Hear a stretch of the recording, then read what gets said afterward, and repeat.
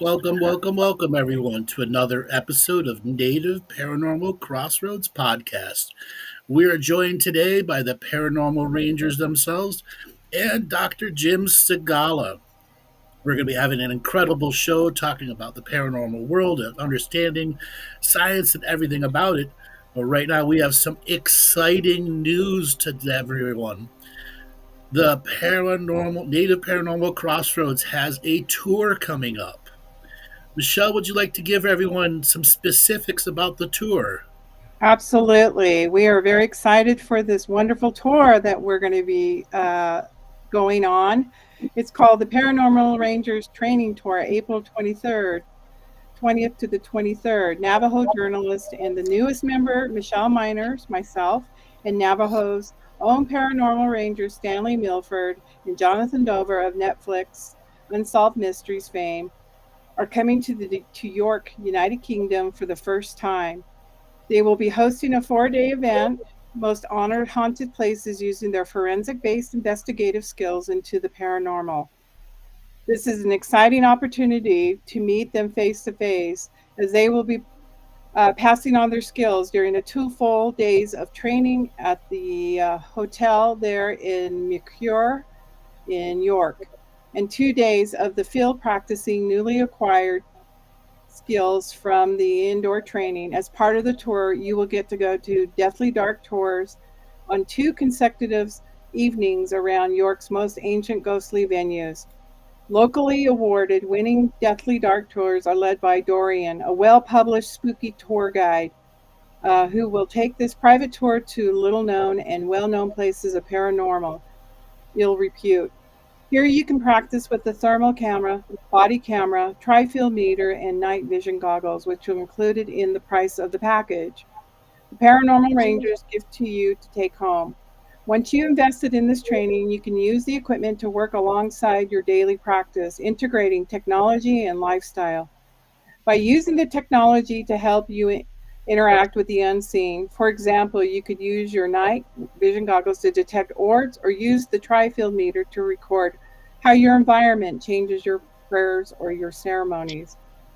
The thermal camera, you can use it to your outdoor fire, and the body camera you could use to record your revocations of your out loud name to claim its voice. See how you can change your environment with this technology and how it will enhance your journey of the living the mystical life daily. The Paranormal Rangers training tour, the price is uh, in pounds, 3,500. This amazing 4-day package includes transportation to and from York, lunch, teas, and coffee during the day. Just note, if you are wanting to combine the tour with a 3-day combined healing therapy system package, we're offering a special reduced rate for both 5,600 euros, which is saving about 1,650. If you're looking for an inclusive hotel, breakfast, lunch, and dinner rate for the 7 days of to joint venture with the paranormal and combined healing, please let us know. This will be added cost of about 1,400. That's a lot to say about the tour. Well, the best part of the tour is you guys get to take technology home. You're going to get a thermal camera, night vision goggles, body camera with high 4K camera and audio, a tri-field meter. How often would you ever buy that stuff for yourself? You're going to get all that to take home with you. The training, how to use it, and then the field training in one of the hauntedest cities in the United Kingdom. And then you get to integrate it. How does your reality change from your meditation?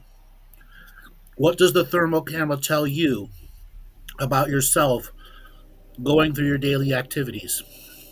Learning how to apply the Paranormal Rangers experience and techniques from law enforcement to investigating your own self. Great opportunities. And for those that want to do the connective healing tour with it, it's another way to expand your daily practice, your daily living, and how you can grow and integrate these experiences and these teachings into bettering your life. Stan, would you like to add anything, or John? Well, I can add this that both me and Stan are former law enforcement officers at the federal level in the United States.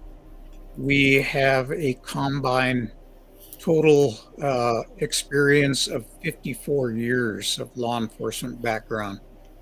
We have also 22 years of combined experience investigating paranormal cases involving UFOs, hauntings, Bigfoot, and Navajo skinwalkers. So there's a lot of information that we can pass on to you. We have also been teaching for the last 4 years at the Mutual UFO Network boot camp in Arizona. And we're scheduled to be teaching for a 5th year. Wonderful. Stan, anything you want to add? Well, just that I'm really looking forward to being directly involved in this project and sharing the information that we all have to those that are interested in this subject matter and this type of work. So it's really exciting. Yeah. Wonderful. And Joel, can you put up the link to the website so people can go and see all their information about and be able to purchase it right there if they'd like to?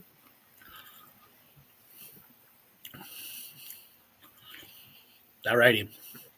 Laura, would you like to add anything on the at all here before we move on?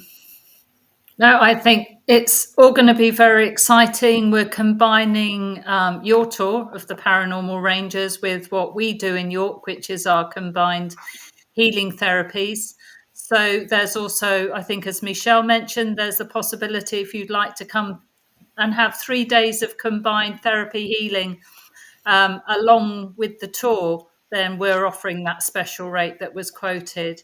There will be an email going out very shortly, but meanwhile, anybody who wants to book or you want more information, please email me, Laura2feathers with the number 2 at gmail.com.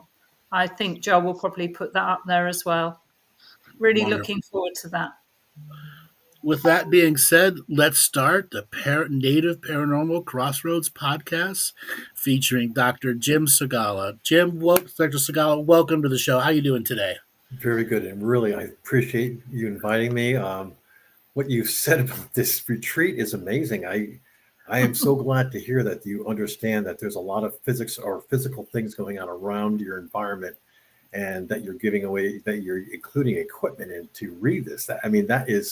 That really sends a happiness to my heart. We want to empower people with the science and the consciousness of spirit. And we've got to come to a determination where science and spirit no longer fight, but shake hands and agree. We have to at least agree somewhere to work together. And that's where the future lies, when science and spirit works together, not against each other. Yeah, that's so true. I mean, Michele and I, just to give you a little background, Michele and I have been working together for 5 years now. And it became very aware that Michele was very into the spiritual side and I'm very into the science side. And it wasn't any success separately as much as success together.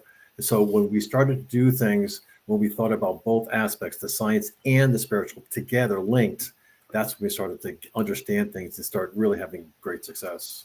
Yeah. In our combined healing therapies, we use the science of all the healing technologies, hyperbaric chamber, flotation tank, pulse electromagnetic therapy, hypnagogic lights, and cranial sacral therapy, all sciences that all have a spiritual result in changing of people. Yes. And people changing their environment. And when science met technology, we created a unique system. And now we have this investigative part to add to it, which just expands everything. That's wonderful. So, Dr. Segala, how did you get yourself involved into this type? Where did it start from you? Well, it was started in a very weird spot. In fact, Michele was instrumental in this whole thing. So I worked for a gentleman named Dr. Hal Puthoff many years ago as a scientist, a pure scientist, just doing basic research into some of the advanced energies and things like that. He was a science member, or he was a board member, science board member for areas of the country that had very high paranormal activity. And one of the owner of the property had an injury on that property and called Hal up and said, we need to get some scientists up there because we have no idea why these injuries are occurring, and we're very nervous about that. And like I said, Michele was actually involved in that at that time. That was my first exposure to the things that can happen to a human that can't be explained with straight engineering or science. So that's when I started to really understand that there's something going on, something underneath that's going on that's affecting human beings. And then I started hearing things about, this ability to experience, ability to have sensations that are not things that you would normally find. And so that was my first entry into this whole thing, was going back to where it actually boots on the ground, seeing it in real life right in front of me going on. So that was my exposure. That's how I got involved. Wow. For me and John, being law enforcement, having gone through the Federal Police Academy, you're taught the basics of investigation and scientific investigation. Mm-hmm. But I think, just like in your situation, where we were part of a Native American tribe, and so we were right in the middle of that. In law enforcement, in your investigations, you take certain procedures and techniques that you apply, but that in some cases that would only go so far. And then with the paranormal, and then on the other side, you have the teachings of, let's say, your medicine men and your spiritual people, shaman, that are guiding you on the other side. So for us, it was just like what Andrew mentioned. It's the bringing together of both of those sides into one, where you have a much clearer understanding of these phenomena. Yeah, I think the mistake that a lot of people make, and I'm actually happy they're making it, because that gives a lot of room for you guys to go and make some inroads, is that they don't understand that it's both sides. They think it's purely physical or purely spiritual, and they miss the whole connection there. So, and you're 100% correct. So when you do an investigation, I'm sure the police have or law enforcement has the same. You do it evidence-based, right? Everything is like evidence points to the next thing. You never really deviate from that. But what you find is that you don't have enough information to get to the next step if you just consider just the physical evidence. That's right. When you have to say, okay, let's look for other things that might be happening in the environment, in that are not something that you can measure or you can put your finger on. And that's where the spiritual side comes in. Right. So you're hit it exactly on the head. When science and law enforcement and spirit work together, the things that could be uncovered. The oddness of this little pot, this Native Paranormal Crossroads here, we are at the crossroads where a whole new section of perception can be opened up for people. The actual techniques from a law enforcement, the techniques from science, and the techniques for spirits to do what? Help the experiencer experience more. Yeah, I think one of the things that I find with the people that I've worked with now, Michele and I had worked with many people in this area, and that one of the things that I was trying to conquer was this ability to give them this confidence that they can do their everyday life without being scared of the experiences. A lot of people get scared of these things, and it ends up being something that they have trouble going through their normal day lives. It's because they don't it's like walking into a room, a dark room that you've never been in before, and you don't know what's going to happen. But if you know something about the room, it's much easier to do that, and you're willing to go through there. So these people are not willing to go out in their car because they're afraid that it might happen to them while they're driving, or they go into some catatonic state during some really bad, very bad situation. So that's what we try to uncover for these people, give them the confidence that they can live their normal life and accept this stuff and be able to just make this part of their normal life. Jim, part of our teachings as we're moving forward with this particular tour and podcasts and, and our website is to convey to people that being in the dark room doesn't necessarily mean it is a fearful event. And one of the teachings that we're trying to engage in with the audience is that we have been dealing with this for a long time, millennia. This is part of our culture. These are part of our teachings. And we want to let them know that we need to interact with the unseen world as well. And people conjecture, they come up with these feelings of not being able to cope with their situation, and so they put themselves in a state of a fear-based, life, instead of one of transforming their lives to be with the unforeseen world. There might be something or a message that needs to be given them in order to have their lives move forward. That's really true. So one of the things that we did a study. Michele and I were instrumental in doing a study that lasted about 3 years. One of the important things that we learned from this is that people were really interested in understanding why they're having these experiences. Is there somebody talking to them or giving them information that they just don't speak that particular language? They have no idea what that message is. So those are the kind of things that we're trying to help these people understand and give them the confidence to listen better, or maybe back up a little. Every time you come to a hard problem, the best way to approach it is sometimes just to back up and just take a breath. To give them the ability to do that, I think that was super important for these people. And Well, many are taught, in how they've been raised, just like Michele said earlier, that automatically you go into a state of fear simply because it's something that's unknown. Right. And for John and I, in a lot of the cases that we dealt with, that's not a good thing. To actually, by showing fear and having those thoughts and that energy about you, these things would actually feed upon that energy that you're projecting, and it would manipulate, and in some cases I think it would actually amplify or give it power to act and do things against you and stuff. So John and I, we had gotten to the point where our background was doing tactical operations and SWAT and that kind of work, and in the training in from that background, you don't give in to those fears. You control that, any type of fear going into an unknown situation, and use that to your advantage. And so yeah, we adapted some of those techniques and abilities as we went into these other types of investigation and stuff. Well, it's interesting that you mentioned this whole amplification thing, and that's one of the theories that came out of the study that we conducted. Is that it's great that they've got all these TV shows now with all these Skinwalker and all these kind of things. Yeah, all this lure and stuff like that. But what we found out, it's not really the places; it's the people that interact with the places. And what happens is that you get this amplification when somebody with experienced capabilities, or that has been trained, or however that person attained this ability, goes to those places. That's when you start seeing all the crazy stuff happening.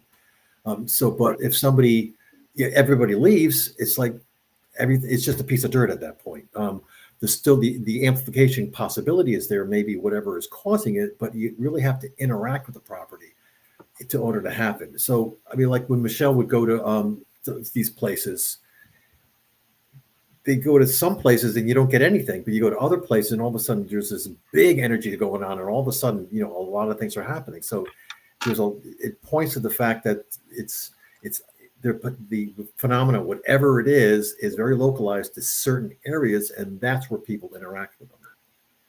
Yeah, one of the things that we've always told our students, and we tell them, a great man once said, can you look at a situation without naming it?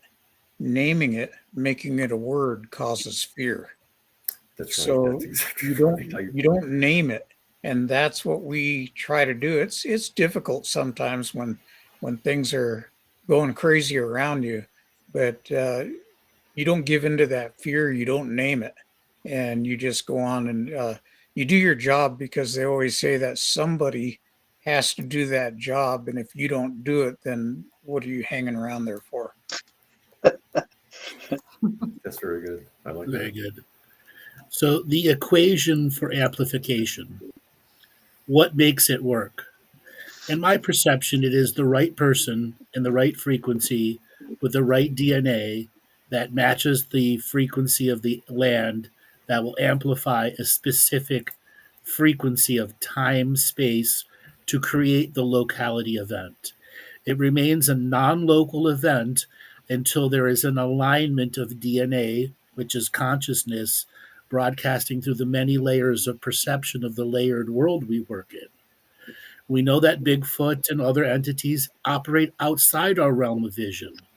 Outside of our realm of vision is another realm, and that realm can come into a harmony like a barbershop quartet or an orchestra working together to create an amplification of uniqueness that creates the locality event, the localized event of rapid expansion. That's well said.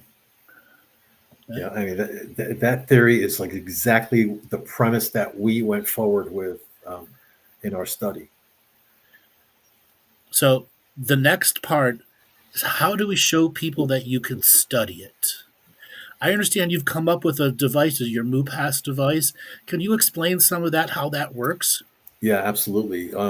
So it started out knowing that the original injury that I investigated with, I don't know, Michelle, is it all right to mention the people that I worked with? Is that cool for this place? Mm-hmm. Mm-hmm. Okay, so Dr. Green, Dr. Kit Green, I don't know if you ever heard of him. He's a really good forensic neurologist that has a really good handle on understanding what happens to people in situations like that. And so anyway, so my work with him on this particular injury showed us that some physical damage happened when this person had this very large experience. Some physical damage happened to the person concurrently as it was happening. He was injured by this particular experience, which means that it's something physical. There's some physical change in the environment, whether it's some signal or it's something. So then we went off, and this is well before well before a lot of the things happened. It was just my initial part of this. And I said, well, wouldn't it be really good in a scientific manner to measure that signal, which is had to be significantly large. I mean, it had to be a very large signal to happen. What if I, at the same time that person realized that they were having this experience, also measured these signals in the environment concurrently, two separate points of data, and then had those two correlated? And of course, you can't do that. It's like trying to be on the corner when an accident happens, right? You can't possibly have it. You don't have your camera out. But if you leave devices out in a in the background and just record all the time, just have it sit there and record like your tri-field meter. Well, we said, let's make a tri-field meter that we can put into a little thing and just have it sit there, record and record and record. But at the same time, record from these people on a day-to-day basis what they're doing and how they feel and whatever experience they have. Marry those together, and now you can have a correlation between what's happening in the environment, whether it's all the different channels that could possibly happen, and what's happening with the person, all the possible things that can possibly happen to the person. Marry those together. Once you do that, mathematics has given us the ability to find patterns very easily. Like math is great at doing that. And then once you have those patterns, establish those patterns, then you can start making, I don't want to call it predictions because that's the wrong word. You can get senses of how things are going with that particular person, when things are heating up, when things are cooling down, and give the person a feeling that there's probably going to be, good stuff going on for the next couple of weeks, or, there's some, you're tending towards a bad thing. And that's the data that we collected over the 3 years. And that's that's what our devices had gathered. So the device is very simple. It's just a collection of little scientific sensors that we house in a like a little enclosure that sits in some part of their house, and it just collects data, and it just looks for all different, like a big microwave spike or a big gamma ray spike, or all the things that trifilm meters measure, or something in the IR spectrum or something like that. It just does it continuously, and it just marries that to what's going on in your environment. So we have that data constantly is coming in, and data from the people are constantly coming in. So you get this correlation between the two, which really gives you the ability to mathematically figure out, well, what's going on, what's going to be happening with them in the very near future. So that's what these devices do. It's interesting, Jim, because the earlier devices were designed for the environment and not necessarily for the person. And what we were finding through our predictive correlation to these patterns is we always thought we had to be on site of the property that these occurrences were happening. And so we were getting negative and positive response when we were in certain areas of the Uinta Basin. And that was really interesting because some areas were causing medical issues, some areas were healing those medical issues. And I was one of those participants. And when I was talking to Jim in the early days of this program, I was the why. Why is this happening? Why am I dealing with this? Why are they visiting with me? Why am I getting sick? Why am I, so there was a lot of variations there that I needed answer as a participant myself. And then we started to see these correlations. And Jim, I'm going to let you tell the story when we were with one of our participants up at Blind Frog Ranch. And Dwayne's very open to us advertising for his show as well as his ranch, of the positive things that were happening in his environment. Yeah, it's one of the things that unfortunately I don't have the abilities that Michele has, or other people that I met. They're in I might have them, but because of my engineering degrees and my science degrees, I think that I just been programmed all my life to think rationally. So unfortunately, I don't have those abilities, but I spend a lot of time standing next to people that have these experiences, so I can gather what they're feeling, how they're feeling. So we were at Blind Frog Ranch, and I with another person, which is a really very powerful, just like Michele, very powerful experience, sir.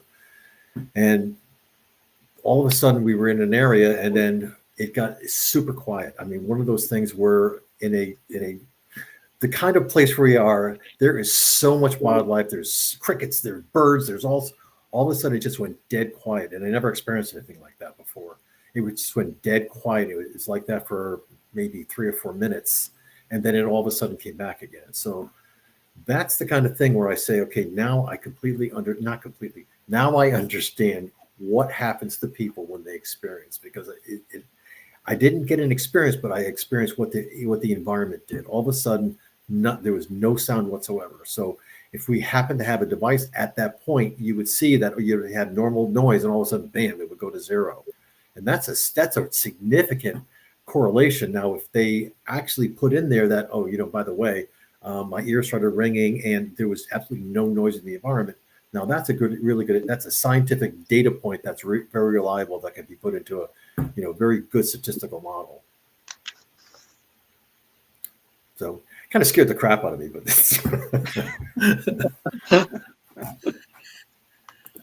I got a little bit to add here. We were talking before about the person that experienced on the Uinta Basin, and it also, things come through in extremely low frequencies, especially when they're coming from places like the Uinta Basin that has multiple layers of underground realities.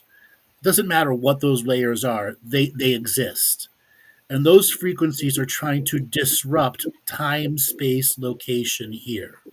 And if something is specifically looking at a form of DNA that has a form of awareness that can tune into another realm, they are creating a counter disruptive frequency at the low frequency level to prevent them from tuning in and observing other worlds, which has been a common practice of the other layers of reality who do not want humans' curiosity looking into their places and spaces. Okay? And then you were talking about the person and the internal weather patterns that they might have post experience and how to help them deal with it. And then the dead quiet. People have been experiencing this in the jungle since the dawn of people going into the jungles and the deserts and everywhere. And that dead quiet is a cross realm, like sonar ping, is a metaphor, pausing the reactive life force within the state of perception. That energy tells anything that's a living life force, stop reacting for that period of time, Mhm. because what's from the other realm is focusing on a consciousness here in expansion. And That's expansion can interesting. be up, down, negative, positive. It doesn't matter what direction this expansion is in. That's very interesting. And then they'll determine if they want to put it on pause or hit it Yeah. with a counter frequency to amplify or de-amplify. See, that's what when we set out to do this, we said that we don't know exactly what the energies are, what channels the energy are. They might be in the electromagnetic spectrum, they might be in the sound spectrum, they might be, in the higher gamma ray spectrum, or they just might be in the magnetic spectrum, shaking the earth.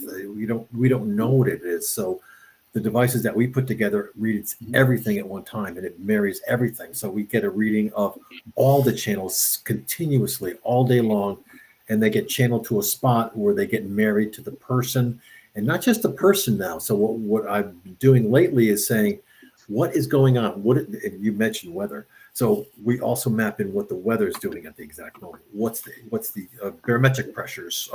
What's the news in the local area? What's the social media saying in the local area? Mapping all that stuff in to understand what's going on, because you start seeing these patterns, and once you see a pattern, then you can extrapolate. If you don't see a pattern, you can never extrapolate and figure out what's going on next or where you came from. And Are again, solar this flares are solar flares in that recognition, that area of recognition? absolutely, because those solar flares, what they do is they hit the atmosphere and they develop gammas, and gamma particles are picked up by the device, and we get.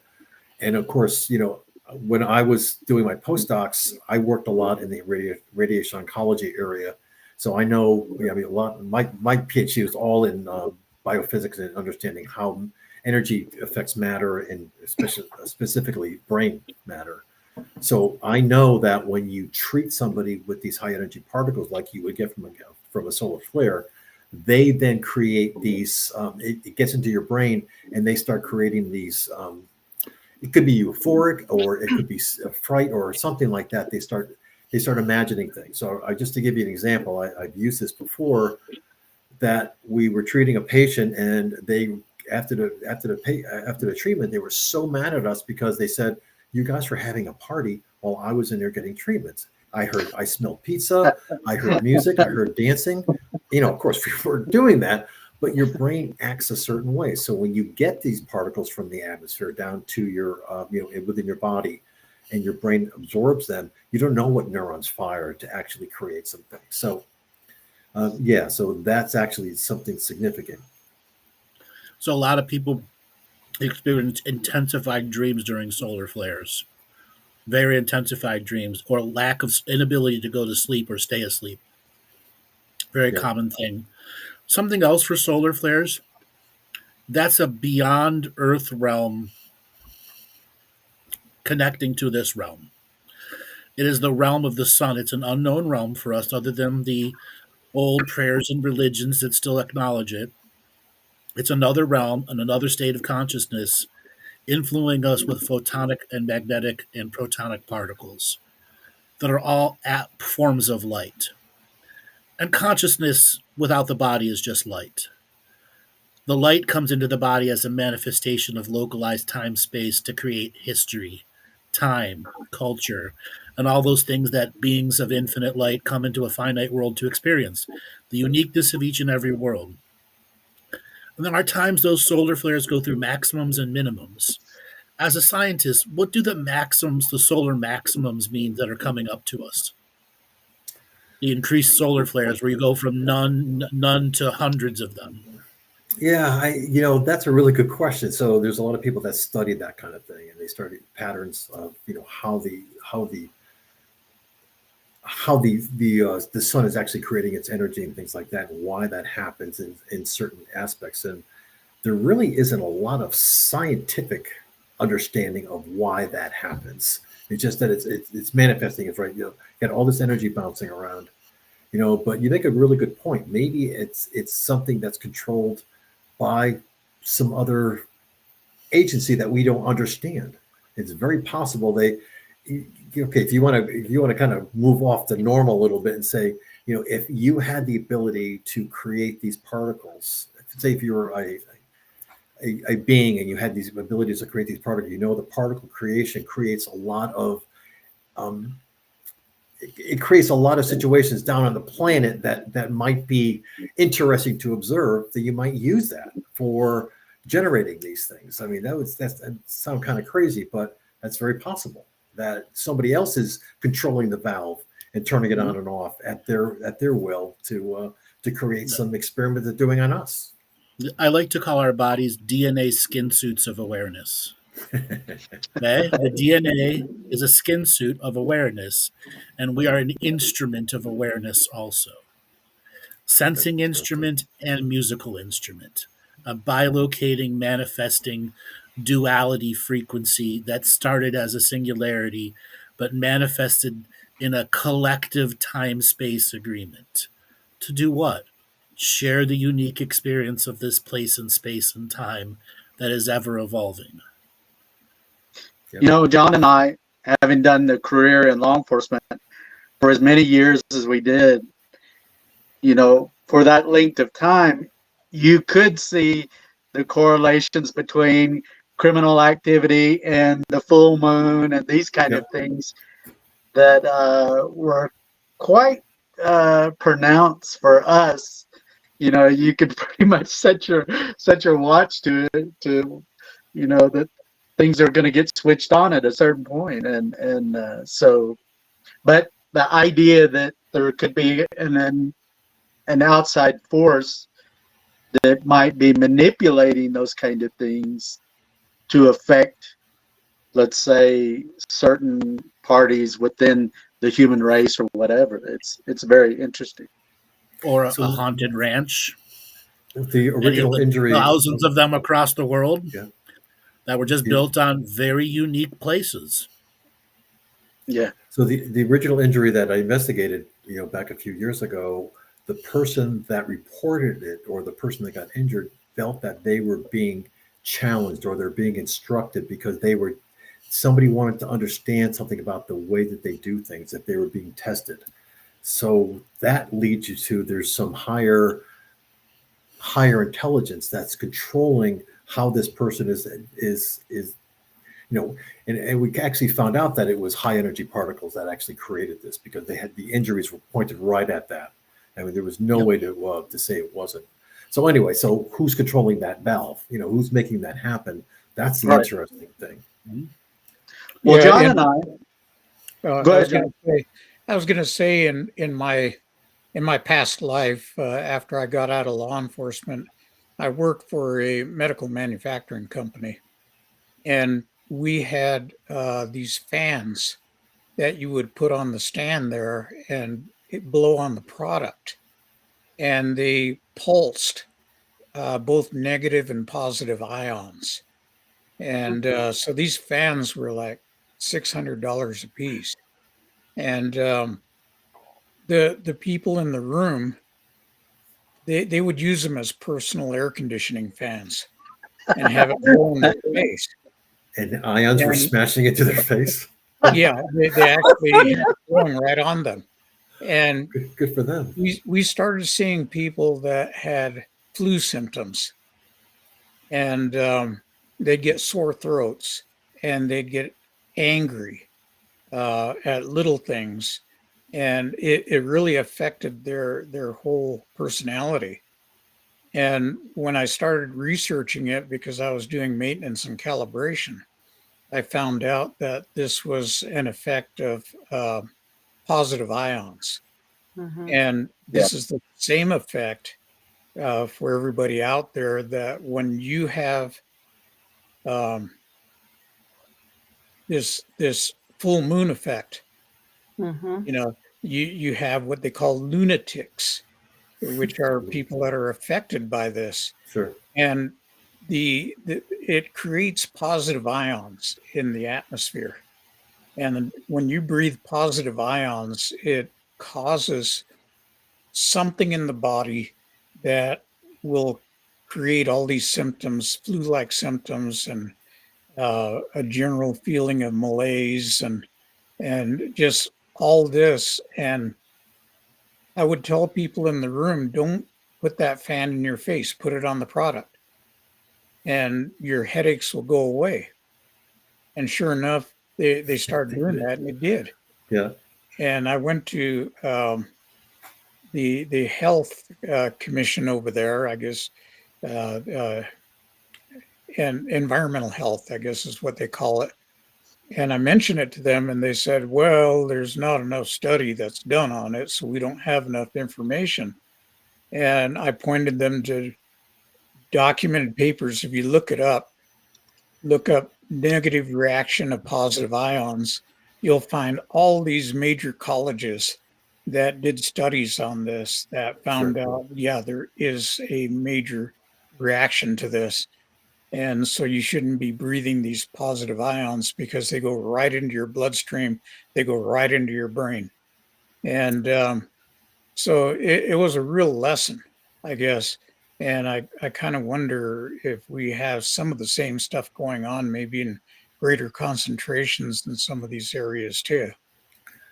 Well, to that point, I'm sure everybody knows that our brains work by the travel of ions down actins. I mean, that's how it works.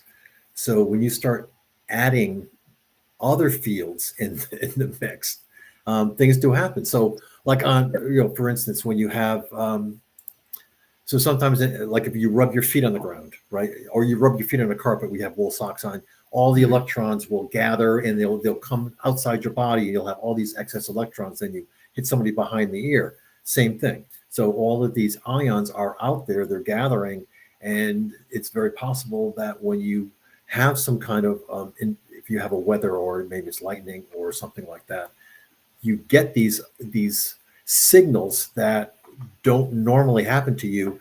Your brain interprets those as regular signals. It manifests some kind of feelings inside of you, which creates these feelings or these sensations that you're getting, and it kicks off things. So, but what I'm saying is that I think it's a little bit farther than that, because what I think is happening is that you have these signals that you're getting have information in it. There's actually, somebody's not just sending you these raw signals, just bouncing them off you. There's actually signals in there. So your brain is interpreting this thing. So sometimes if you hear voices or you hear whatever, something, you imagine an orb, or you see a character or something like that, it's because some entity might have created these signals that your brain then receives, and it kicks off maybe a memory, or it kicks off something that puts the image in your forebrain. Yeah. And I think that's exactly what happened to some of the patients that we worked with back in a few years ago on the ranch area. Well, Jim, it was really interesting being the Uinta Basin, and they call it the bowl, because you've got, on one hand, you've got Dinosaur National Park that have uncovered ancient bones, which has radiation spectrum there of these particular ions, and then you've got the weather patterns from the White Sands Missile Range that they set off those bombs, and so there's this jet stream mixing with this uranium and other elements, that can create those type of environments, and then people are affected. Rather, it could be a positive day, it could be a negative day, and there was a high incidence of those medical things that people were encountering, from cancer, stomach ailments, mental issues, so on and so forth, play a lot into what you're saying. I call them pheromones for the body, because we're being, adjusted in the way we deal with our daily lives. And you said that earlier, how's this affecting the daily lives of the participants? And then what's really fascinating, after we would feel that, people would start witnessing encounters of UFO sightings, Sasquatch, other phenomena. I found that was a really interesting correlation to the study that we were doing, including myself. I don't want to, bring that out, that I did have those experiences in this particular area where I'm now home and things are calm. Yeah, but there is a term too called hitchhikers that we can get into here in a little bit. But so what I'm saying is, does like you're saying, these interaction with these ions, do they also create those kind of sightings in an area that's concentrated where a lot of sightings take place with a lot of people?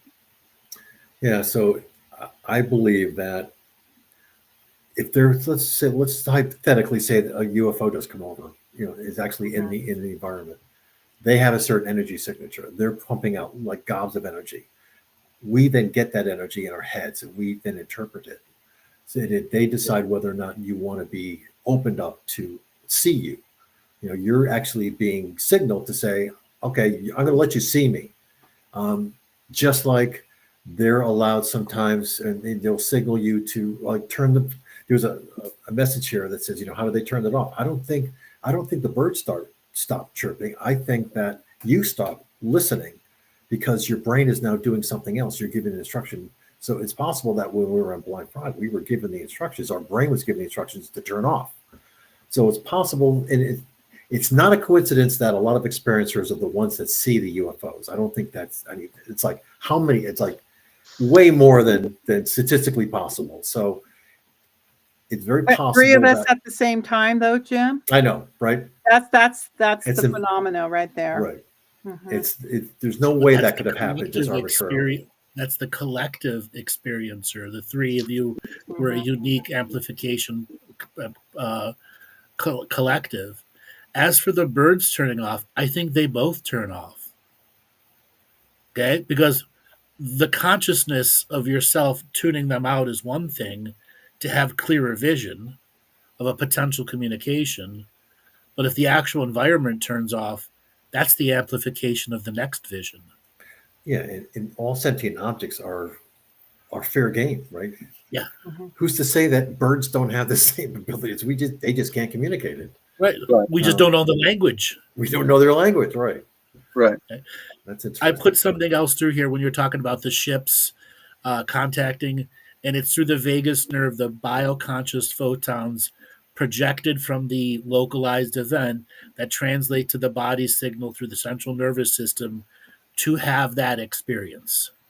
It is the vagus nerve that is the crossover between the spiritual and the physical, and it's where science and spirit, when they meet and truly understand the vagus nerve and what it can do for conscious awareness people following a scientific and spiritual route, will be the greatest expansion. A whole new set of sciences will be created out of it, is my view.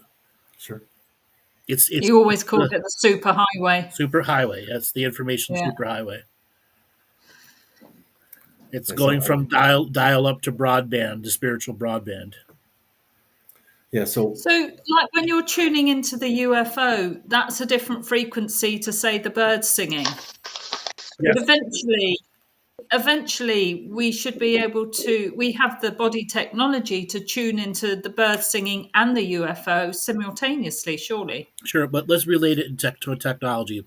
25 years ago, no one really knew what 5G was, right? Yeah. If the UFOs are broadcasting on 5G and none of us even know what 5G is, how do we be aware of it? Through the raising of consciousness, the raising of awareness, and 25 years of history without the fear of 5G melting everyone's brain and turning us into zombies. Which it didn't happen. Yeah. Yeah. So you're really bringing up a lot of good points here. As far as so one of the things that I think a lot of people don't understand is that the human body is probably the best sensor that ever was made. We can pick up anything. Instrument of experience. And the problem is that our forebrain, the one up front, the one that's not too bright, doesn't really understand it. It's the subconscious brain that really that gets it all and categorizes it and mushes it up, and then it tells the forebrain, oh, by the way, I think you should be scared right now and stuff like that. Anyway, so we don't know. And there's one argument I've always made is that if nature has something for it to be more conscious and be able to proliferate and to save itself, it will evolve it and make it part of its psyche. So if there was the ability to sense these things that make them a better species, it would definitely put it in our DNA. There's no It question is about it. it is in our DNA. That was the natural living aspect of us, the agrarian connected cultures that still used industrialization without losing their agrarian roots. Sure. And that natural living is what's missing for the forebrain to complete its caveman into modern man technology with modern consciousness experience. All too often, the cities are the most dirtiest of energies, electromagnetically, photonically, and spiritually, with no active group to clean up the negative energy, so it just gets more toxic and toxic and toxic. But once the forebrain gets reconnected to natural living, whole new states of experience are ready. One of the big things that I talk about is living in the concrete jungle, how to make that forebrain connective experience and make it Sure. and be at peace with it. That's So, true. Jim, in your studies, what is the most bizarre case that you handled today using your technologies and the participation program that you created? Well, so I think there maybe it was like a dozen instances that really stood out to be like, oh wow, this is crazy. So, and I got to tell you that there was a lot of instances that happened that we had to call in literally law enforcement to. I actually had to provide. The study was so good that I was actually asked to provide information to the FBI because the person that was being affected by this was really being affected by this, and they were the FBI got involved. So, and I was able to give them data to which they could solve the case. But the most interesting one, so those are actually the most profound ones. The most interesting one is a case where somebody was actively participating in our study. They had a device that was giving all sorts of great data. They took a trip up into the Uinta Canyon where they went caving. They pulled out a crystal out of the rock and they brought it home. Once they got home, all hell broke loose on them and the device. There was just readings galore, completely out of the ordinary. They had very bad feelings. They couldn't sleep. There was a lot of bad things going on in their lives. And this lasted like 3 or 4 days. And not just them, but their family members were experiencing this. They brought this crystal back, and they had family members that were not feeling good. They're very, very sick, and not just the people living in the house, but the people that were connected to them, like grandparents and things like that. So what was decided, and I didn't really understand this until well after that, and they took the crystal and returned it back to the original spot where they got it from, and everything returned back to normal within like 2 or 3 days. So now you ask yourself, how the heck could that possibly happen? But if there was something going on, something, and I think Michele can actually answer this a lot better than I can. There's a certain energy that's out there that if you disrupt it, or you're not kind to it, or you're not respectful of it, then that's when the entity kind of comes alive, or I would say the phenomena comes alive and starts making you understand that you did something, bad to me. So maybe Michele, Well, those crystals hold energy of memory. So crystals have they do. yeah, and so there may be some kind of tied to that crystal being in that certain environment that they disrupted something that held something together. I mean, we're just speculating here, but it was really interesting. There comes the term that I spoke about earlier about hitchhikers. Sometimes we can take physical things that can manifest into our home environments, and then we can call, something spiritual followed me. Yes, true, maybe so. That has to be, investigated. And so we saw a lot of that happening. People would pick up a rock or they pick up a relic. They thought that was wonderful, and things started to happen around their environments, around them, Was there a violation of that area? They weren't supposed to do that, And I've seen this over and over, in the, in the area that we investigated, Jim, and so it was really interesting that the Paranormal Rangers too have had that happen on their cases as they went through their law enforcement career, that they over and over would see this type of behavior, that occurred. But it's really interesting that people don't know how to tie that into that. Maybe they were the amplifier of that particular That's right. event. I think that's actually was right. Connected. Yeah. Yeah, And then we actually had a case that they were having all kinds of paranormal activity going on at this house, Hmm. and it just suddenly started up. And so they called us, and of course I got sent out, and I went out with another officer. The other officer would not get anywhere near the place. Uh, I literally had to grab them by the back of the belt and the collar and kind of push them into the scene. And even then, they recoiled and backed away. What had happened was that uh, I did what they call a class 3 archaeological survey, which is to walk around in a grid pattern around the residence and see if there's any archaeological artifacts there. Because I've seen people actually build their houses on top of a graveyard and had a skeleton wash out on their doorstep. So in this case, what we found was a Hogan site or a residence that had been there since maybe the 20s or the 30s. It was really old. And there was a skeleton coming out of the ground in the middle of it, because that's where a lot of people were buried, was in the middle of their houses, and the house was allowed to collapse on itself. What happens is that the kids, being kids, were told to get some wood. So they saw the Hogan logs that were all brittle and just desiccated logs, and brought them over and cut them up and put them in the fireplace in the house. And this precipitated this whole incident. And when I told them about it, I said, we took rocks and we rocked up the remains that were being exposed. Or I should say, I did. The other officer just stayed back. And then I told the family, do not touch that place over there. This is what's causing all your problems.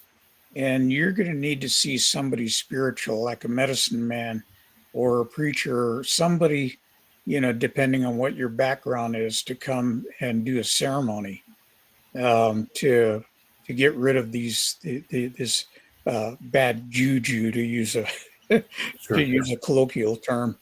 And so that's what they ended up doing. But it was very apparent that something was going on there, and that they had let this energy out that didn't like what they were doing and was causing all kinds of poltergeist activity there. Yeah, so I got to tell you that one of the biggest things that I learned from this whole thing is that whatever this energy is, and I call it a phenomena. I think Michele, you also refer to it as this thing. Some people want to give it a name, like you say. A phenomena, yeah. We'll call it a phenomena, but I think that I saw definite evidence that if it follows your respect level. If you respect it, then it generally is a very euphoric, very, very positive thing. You get these sensations or these experiences that are very positive. Like one person would see, believe it or not, would be sitting there, and they would see like a very, very ancient Indian chief would sit down and recite to them, and then they would write it on a piece of paper, and then wake up a half an hour later, hours later, and find that they had this writing on a piece of paper that they never understood, or they had to go get it a translator to translate. Very positive, and it turned out to be very positive. But on the other hand, if you're disrespectful to this phenomena, you end up being very bad, and it could be a situation where I've had situations with people where they said that they're just having a very, very hard time with life, and things are bad. They just always have this terrible feeling that they're being followed or things are bad. And they said we would start, every morning before they get up, they would do some prayer, or they would do whatever their religion tells them to do, and then that would eventually go away. And I want to preface that this is not just anecdotal things that they tell me. I pick these things up on the interpretation every single time that they tell me. There was a high correlation between all of a sudden all of the signals started dying down once they started realizing that there was something wrong going on. So you get this all this energy going, you get all these sensors bouncing up, and I don't mean like dangerously high, but more than just zero. Just bouncing around. All of a sudden we just die down, because they made peace with this thing, or however they wanted to explain it in their words. I think one. I think Go ahead, Laura. I was just going to say, I think it has been well documented in history. If you take a sacred object from a sacred site, you're going to get some karma or some kickback. Because if you look at Howard Carter in King Tut's tomb, and what happened to all the people surrounding that, how they died mysteriously and so on, they obviously weren't the right signature frequency DNA match to raid that tomb. Yes. So, in the study that Michele and I did, we saw little snippets of that, right? Little pieces of that, little exposure to say, oh, wait a minute. Yeah, that sounds very much like, you've done something bad. But it became very, very apparent that that's something that was part of this. You were talking about riders and all the different forms of entities that could come and go.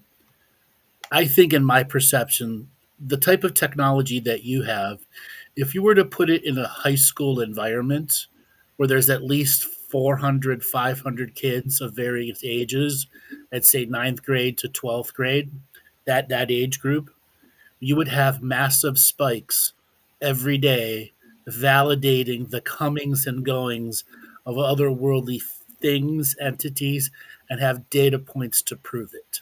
Absolutely. Children are the most open channels out there, and it is the entities that prey upon those most open channels because they're unaware of how easy they can enter into fear and how fear can be used against them if it's a manipulating force.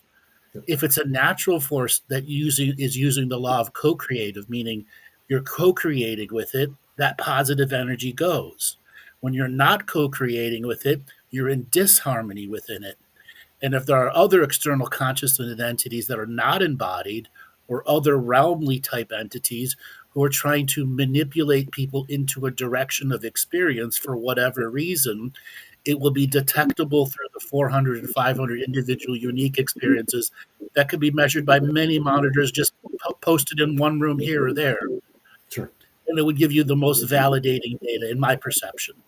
And to just augment on top of that, one thing that I'm doing now is that saying that I'm going to go grab all the social media, because these kids, bam, bam, bam, right? They're constantly talking. Grab all the things they're saying, like, I felt funny or whatever. All of these things, and marry them to those large spikes. And now it's like, wait a minute. Now I see what's going on. I see that there's an entity, that's forcing kids to do this, or prompting kids to do this and things like that. So that'd be a really interesting experiment with, but that's what we're trying to accomplish now in a much broader sense. Like, we're trying to get hundreds of people to, be on the network, grab the social media, grab all of the news feeds, all of that stuff, and try to come up with a better correlation of why these things are happening and what are they saying, whatever this experience is, what are they saying? In our investigations, we did a number of haunting cases, and me and Stan have sat there and just threw out information back and forth, having these really intense discussions on what we thought was going on. And Stan says, has the best take on it. Stan, if you talk about the idea of energy and where those deceased people tend to go and how their energy latches onto other things. Well, having done all of these different types of phenomenal investigations, the Bigfoot, the witchcraft, the UFOs, the orbs. Uh, so uh, those energies, even let's say like the Bigfoot thing, we've come to realize that these are interdimensional beings. They're not something that's out there living in the forest. Like there are some people that have that idea, but John and I don't ascribe to that thought. In that, if this thing that people call Bigfoot was living in the forest, there would be evidence of that, and it would be very, very obvious going down to the scat that this thing would be leaving behind. That would be super obvious if it was living there full time in that environment. And we don't see the evidence of that. We think these things are an interdimensional being that comes in our world. People encounter and experience these things, and then all of a sudden they go back across that barrier to where they're no longer visible. And we really feel that a lot of these phenomena, even like the hauntings, obviously in one of the cases I dealt with, there was the phenomenon of what's known as a port, where you have a physical object that would come in and appear. And in this case, it was coins. So in the original investigation, there's actually a total of 66 coins that materialized and appeared in that investigation. And these things would fall out of thin air, out of nothingness, into that office space. And so the coins were collected and recorded and photographed, and all of that data collected. But with the apport, the coins would hit and they would behave like a regular coin that you would flip out of your pocket. They'll hit, but when they finally fall over and land, they're landing all heads up. So out of all of the coins, and even to this day, the phenomenon still happens around me, and they still land heads up. So these things are there, and a lot of it, I know you're challenged with this because you do want, from a scientific standpoint, want to document everything about it. But like you said earlier, there's parts of that that's missing that don't fit within your normal understanding of these things, and it makes it a challenge. But it's very interesting. Yeah. Okay, I'm sorry. Jim, another thing to correlate to your studies is I was told at a recent conference that I spoke at that they have come up with a mathematical algorithm that predicts time in the cosmos opening up at certain periods of the time of the day, and usually before dusk in the morning around the witching hour of 4:00 a.m. and then the evening time when these portals open, literally saying portals, and they're algorithming now and they're studying those. That's when the highest phenomena occurs within our world from the cosmos. And this came from an engineer who was on the speaking platform with me. And it was a really interesting thing to look at, that we can, take time and also correlate it to your studies. Sure. Yeah. One of the things that I have another scientist that I work with, that kind of an astrophysicist type of person that is really smart, really great engineer, great physicist. The theory that we've been working on is that a lot of the things that happen to us that we're experiencing, the orbs and all these UFO sightings, it might be just a portal based upon some other civilization way out there, just kind of opening up a telescope and saying, what's going on over there. And It could just be this wormhole or something like that. And, I think humans are very, very, very focused on, we live in 3 dimensions and, well, actually 4 dimensions, but we live in 3 dimensions. We can't find ourselves out of those 3 dimensions. That's where we live. There's so many other dimensions available that it's very difficult. What's that? part of humanity is we're actually 7-dimensional beings.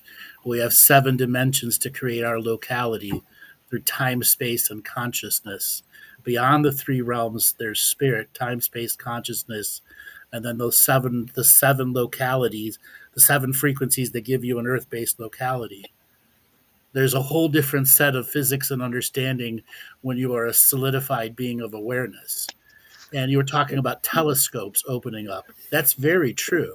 It's called remote experiencing, where a being who understands higher consciousness can remote experience a localized time space That's right. event, not in their reality. Right. We, as DNA instruments of experience, become very aware of that portal opening and a consciousness going, hello, what's going Yep. on here? Yep. We Absolutely. just don't know how to react to it because it's been taken from our culture over thousands of years. That ability to have that connection has been stripped away by Sure. the modern industrialization process. Right. And we've Well, a been led lot to of believe people, that. Go ahead, I'm sorry. Go ahead. a lot of people think that time is linear. It goes from point A out to infinity, and That's so right. we're traveling along that line. I kind of like Doctor Who's uh, theory on that when he says it's this wibbly wobbly, timey wimey stuff.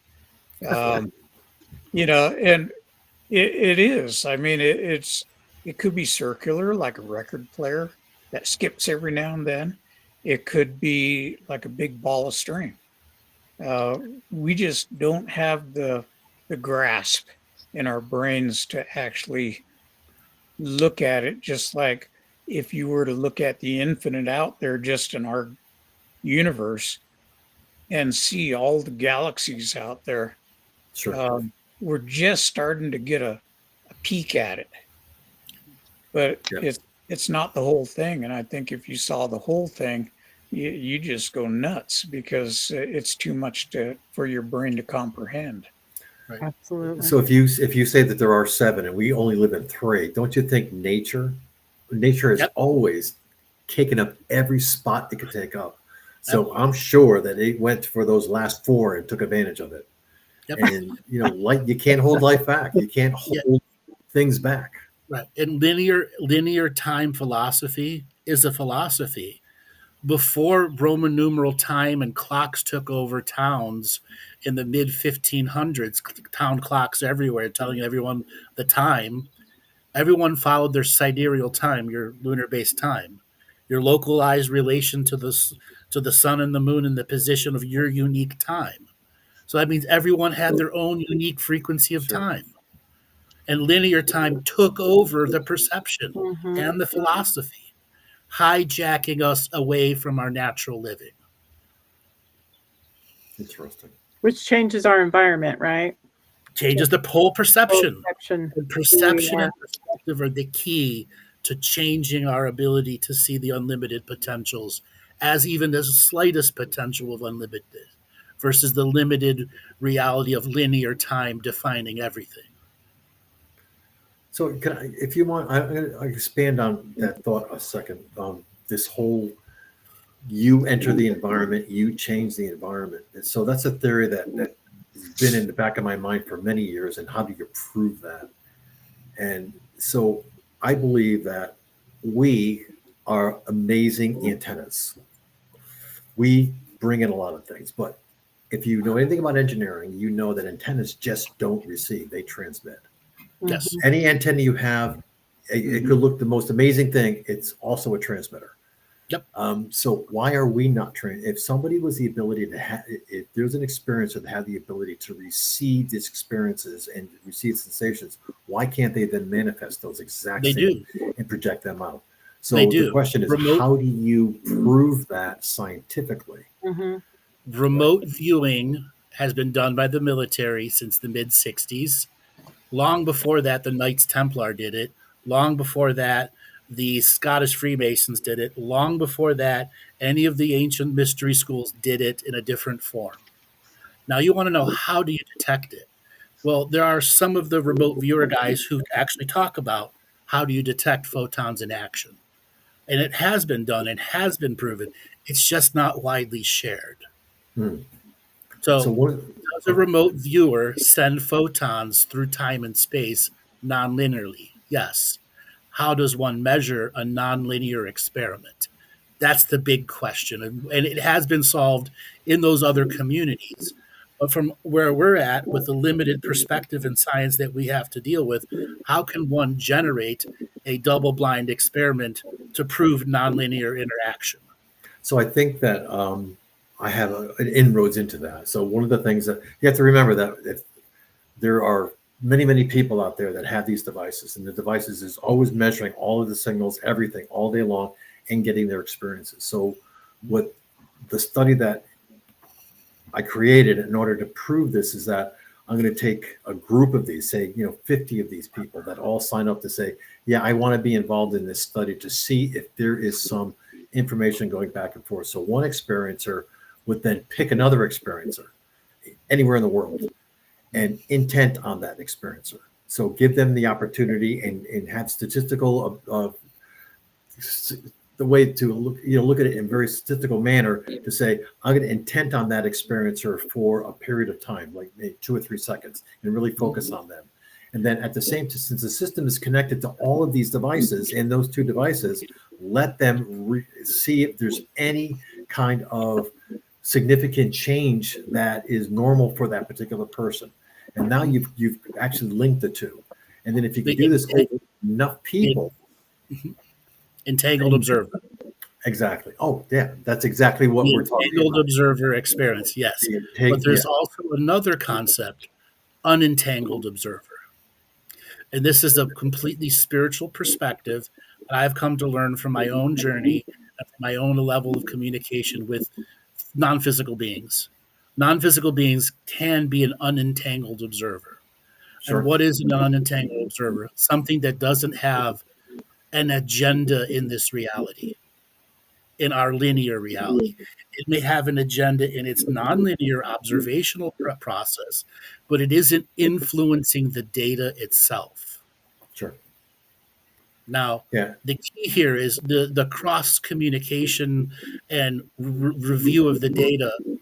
As soon as one's entangled, there should be a way to detect it through the data. Is it done live detection or is it done afterwards? Well, yeah. See, that's the interesting problem because there is, if you look at a lot of these things, you can intent on somebody, but the intent doesn't actually travel to them in the local time frame. So there is that complication. But if you, of course, everybody's blind. Nobody knows this is going on except the intenter, the person that is intenting on the other person knows, but he doesn't know who the intentee is. So you kind of cover all that up. So you bring all that statistics out. But that really is a good point. I think Feynman was one of the physicists that showed that you can't, on the world line, you really can't know where you're going to intend to. It could be that person could receive that an hour later or milliseconds later or whatever, depending on where they are. Or if the correlator of the data was the unentangled observer, seeing the data as the raw data without any attachment to its outcome. Yeah. That's why you hope that a computer can't be. Yes, it's not a sentient object. Right. Or you want it to be you want it to be an unembodied sentient object that can give you a perception and perspective that can help greater pattern recognition. Sure. Yeah, there's. I'm gonna throw a wrench in and change the subject. Somebody has made a comment about vibrating and this vibration that came upon them. And I kind of wanted to address that really quick, that a lot of times we are not grounded. When you're working with electronics, you put a strap on, you ground yourself because you have energy in your body, these electrons that can come out, static electricity, and it can zap your project and completely ruin it. So you ground yourself. We are not grounded today. We wear insulating rubber tennis shoes and insulating, shoes that keep us from connecting to the ground. when we sleep, we're still insulated. And so we are composed of energy. And, they mentioned that when they held some clay, that some of that went away.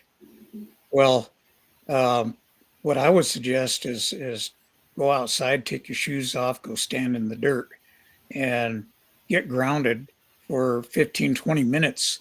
And it really helps. And you can buy these grounding mats that plug into your ground system on your outlet and put your bare feet on them. You can even get some. I have one that actually goes on the foot of my bed that my feet sit on there, so I'm grounded at night. Um, Otherwise, all that energy just builds up in us, and it can actually be harmful. So, I agree. I just thought I'd mention it as a PSA. Well, so I think it's important to tell you guys that so I collected data for 3 years from many people, and I not only collected the data in the environment, but I collected their thoughts every single day. And if you look at the way the number of times the word vibration comes into those anecdotal daily messages, it's just absolutely amazing. It's like almost, I would say 50% of the things people type in, it was all about the vibrations and things like that. So, and I just got one the other day. We ended the study about a year ago, less than a year ago. It just kicked it off again because so many people were like, you can't stop now. You have to keep going. You don't have enough data yet. So I kicked it off again. Devices are back out to people. So they're starting to get this. And then now I start seeing the anecdotes coming in.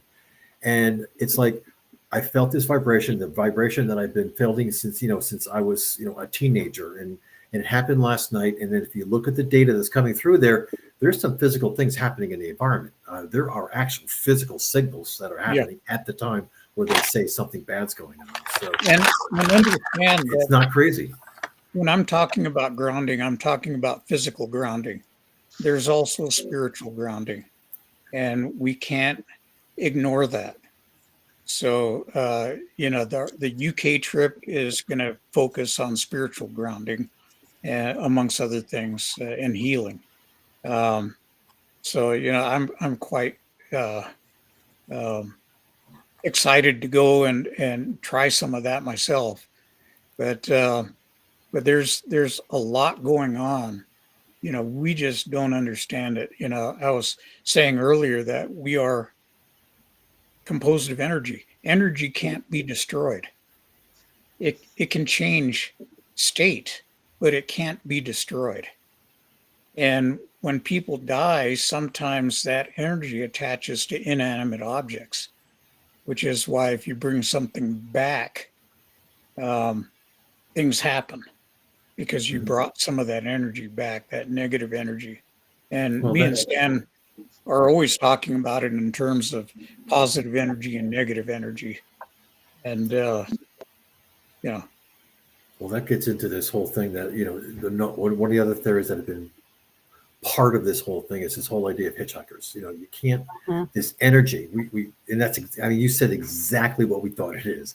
It's an energy that you can't destroy, but it could be displaced and be put on something else.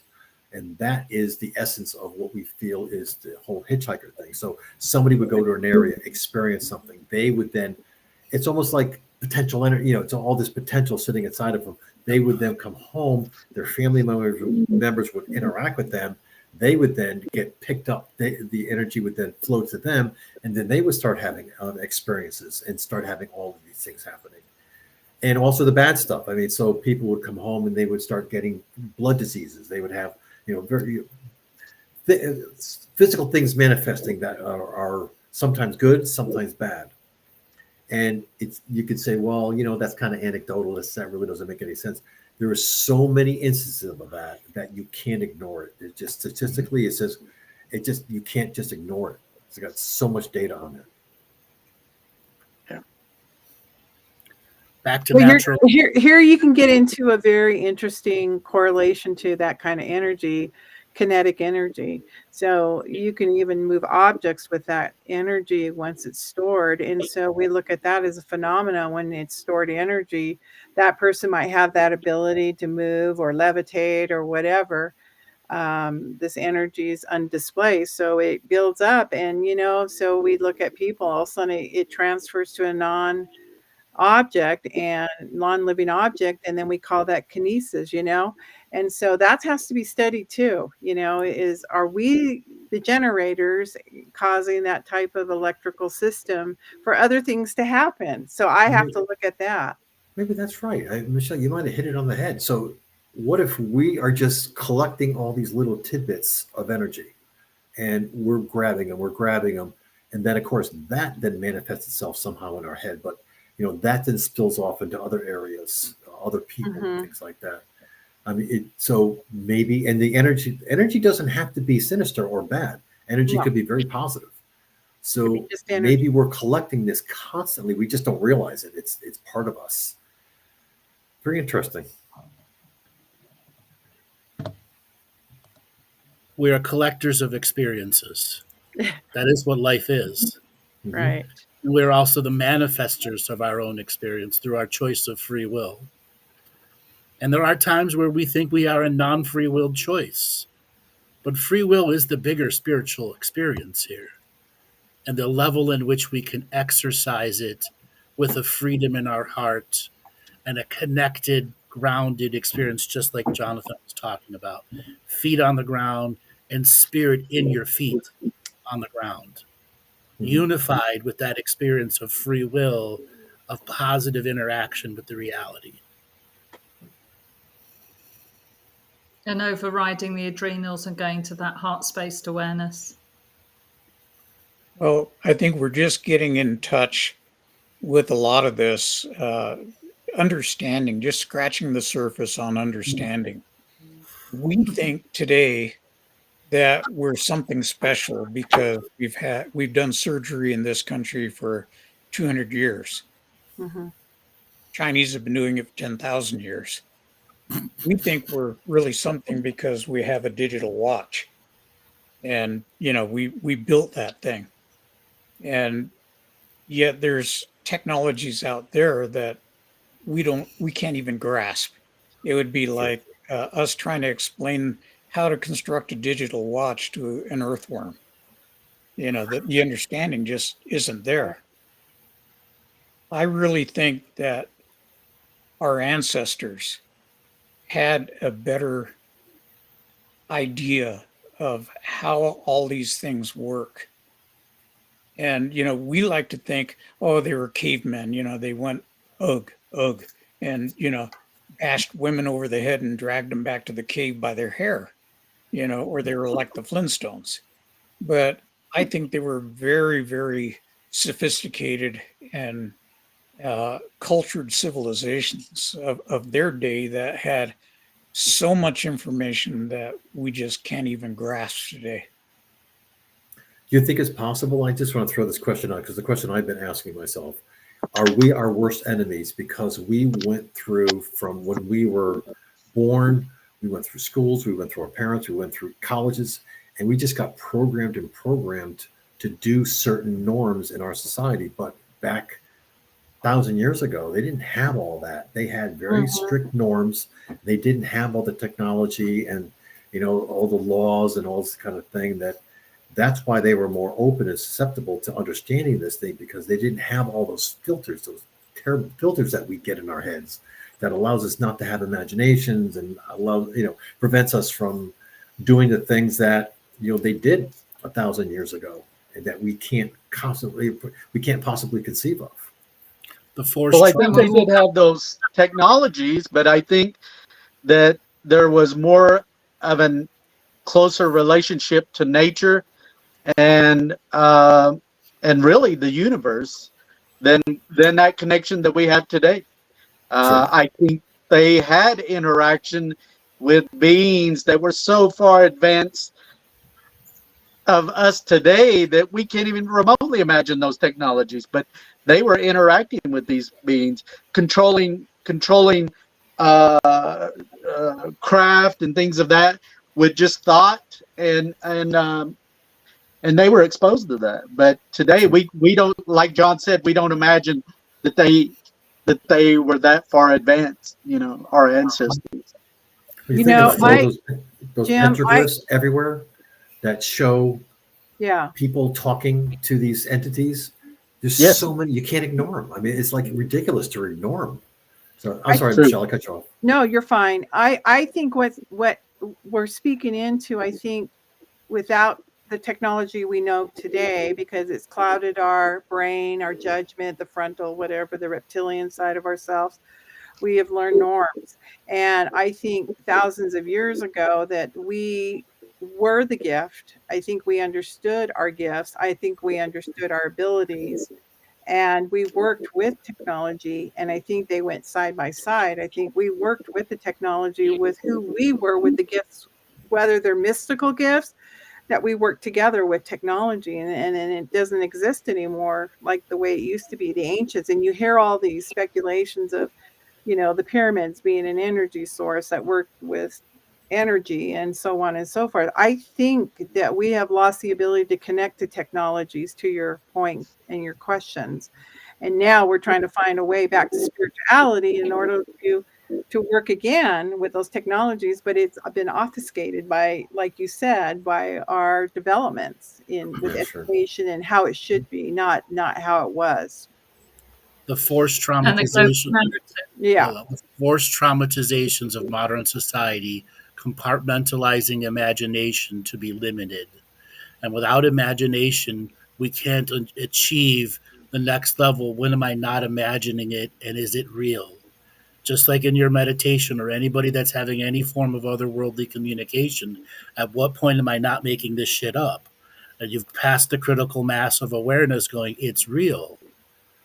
And the forced traumatization is forced evolution, which is where we are at as humans, not a natural co creative evolution with the world we live in. Forced evolution is going to take the narrow path of expansion of awareness and not the wide, broad path of unique experiences that define our perspective, that influence our perception of how the multiverse works or the layers of reality around us. Interesting. Very And the global narratives replaced our oral teachings. Yep. and A and global really, narrative. materialism and greed and these kind of things have taken mankind down another path, as opposed to staying true to the nature of respect of each other and the betterment of mankind. Yeah. You know, And it's everyone funny. hold this truth as self-evident. You know what's interesting? The advent of AI. Mm, So you say, well, AI could be a sentient object, and you say that AI could right. maybe not have all of those problems that humans have, and all that stuff. But the problem is that we're the ones that are creating AI, so we're going to create our own image. So we're just going to create that all over again, but in another way. So it's There's I another agree. way. There's another way to see it. If we are truly seven locality-based frequencies of dimension and not on a linear time, AI was sent here to help us create our change.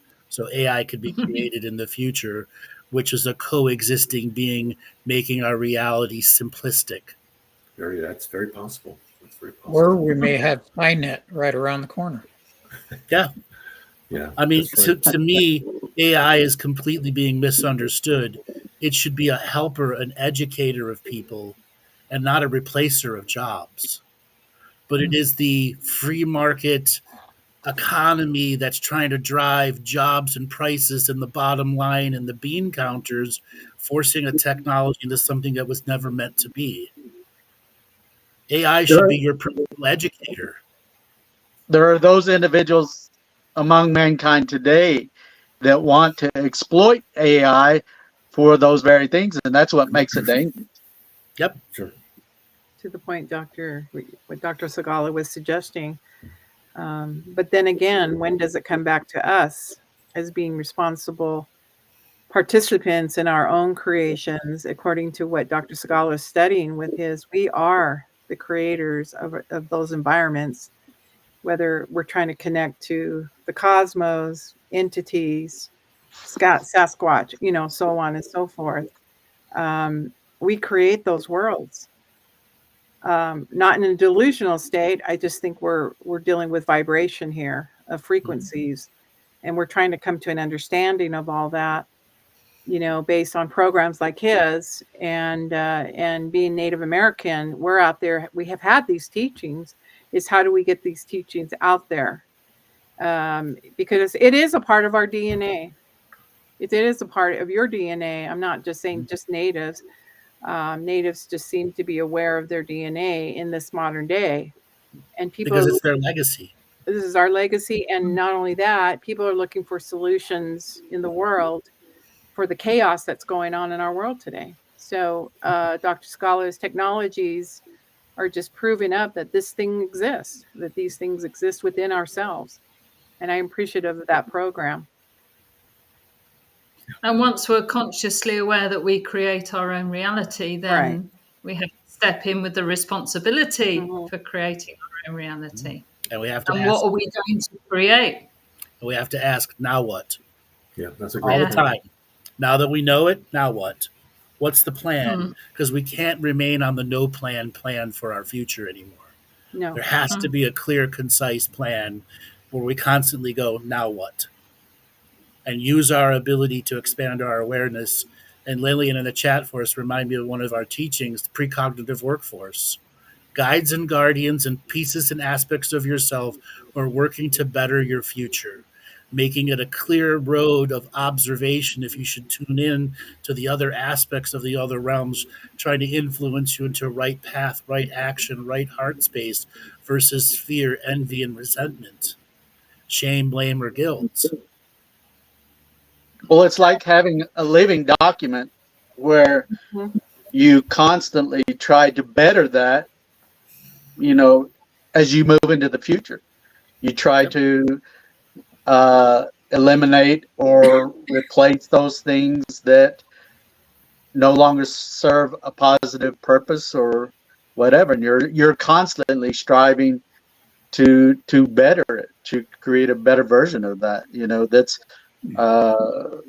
that's more inclusive, to others and the thinking of others and ideas of others, and keep moving forward. Yeah. Working on that impeccable nature of goodness. Yeah. So Jim, what is your future plans, and what do you do with the information that you collect and in your studies of this? What's for the future for mankind, for your participants as well? So what the goal is now is that, we did 3 years. We came up with some really good information. We saw a lot of patterns.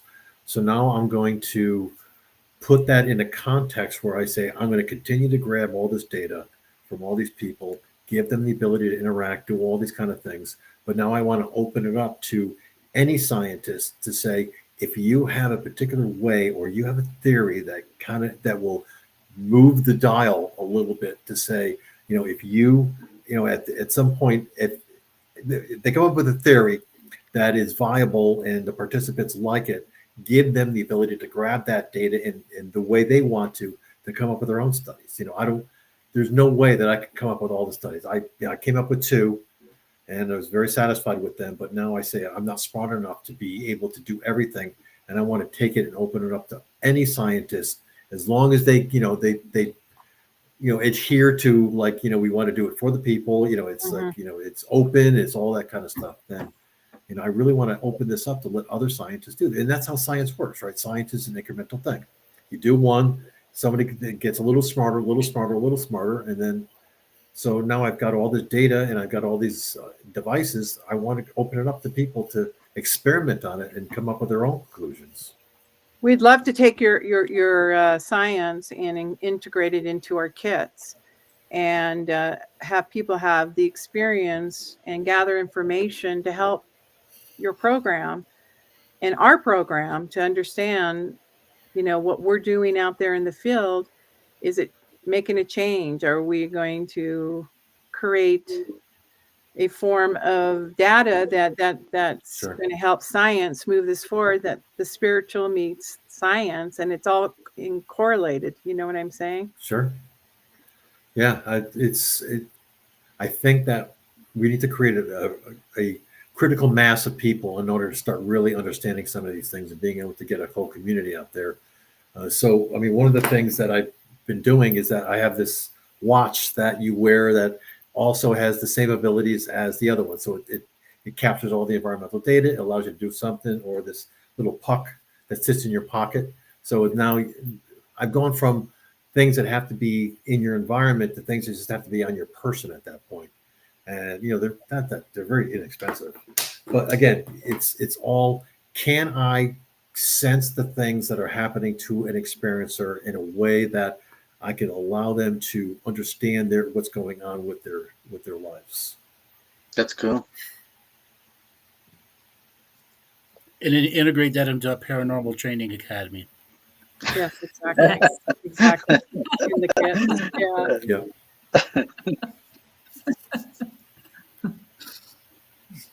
Yeah. Well, I else? really enjoyed this session. I really enjoyed it, especially having you, Dr. Segala, as a guest. Thank you for Michele, Andrew, Laura, Thank you. for making that happen. I really enjoyed it, and I think our audience has enjoyed that too. Yeah, great to see you guys pursuing this and boots on the ground doing things about it. It's a big subject, but there's a lot of places that people can move that dial, and that's what we're all trying to do. Oh yeah. With that said, we're going to come to an end of the show. Dr. Segala, you want to give a way for people to get a hold of you? I believe there's a website that you can get a hold of me. There's a survey on the website designed by Dr. Kit Green and Dr. Colin Kelleher that tries to understand, is medical history something that, does medical history provide evidence that there is some kind of unique disease for an experiencer? Mm. And to be able to understand more about that, is it something that's an autoimmune thing? Or so they developed this questionnaire. It's very short. If people would like to take it, I mean, it's really just, it's all about it. There's no information that would ever transfer. There's no HIPAA information. So they designed that. It's on the site if you guys want to take a look at that and just answer the questions and give your comments. And your website is experiencer-studies.com. Yes, that's correct. Right there. Yep. Okay. And a reminder, everyone, the Paranormal Rangers have their first paranormal training coming up in York, UK. There is a website here, Combined Healing Therapies, at andrewbartzis.com. You can go and sign up there just for the paranormal training or the healing that comes after it for the multi-day experience. You will get 2 days of in-class training with all the pieces of technology, a thermal cam, night vision goggles, a tri-field meter, and a body camera with a 4K sound and 4K video also, for you to learn how to use, change, and work with your daily practice, your daily environment, and how to integrate those tools with an investigative process, creating your personal investigation into your personal journey, whether it's dealing with the paranormal experiences in your local environment or expanding your awareness of just what the heck is out there. That'll be August. Sorry, Laura, what is the dates again? April. So for the paranormal, it's April the 20th to the 23rd inclusive. So that's 4 days. 2 days in seminar and then 2 days out in the field, including 2 evenings in the back streets of York around the haunted places. And I think one evening's an actual tour, and the next evening we're actually in one very haunted building. Where you get to use all of your pieces of technology that you will be able to take home with you. Sweet. Yeah. Any last words, Stan or John or Michele? I just want to say thank you for everybody. Thank you for everybody that posed questions today and were visiting, the site today. And thank you for that. Thank you for each of you that were a part of this. Dr. Segala, Michele, John, Andrew, and Laura. I appreciate all of your input, and it's really exciting to work with you guys. Thank you. Nice to be here. All right, guys, wonderful. We will be back next Wednesday for another Native Paranormal Crossroads. All right, Joel, take us away.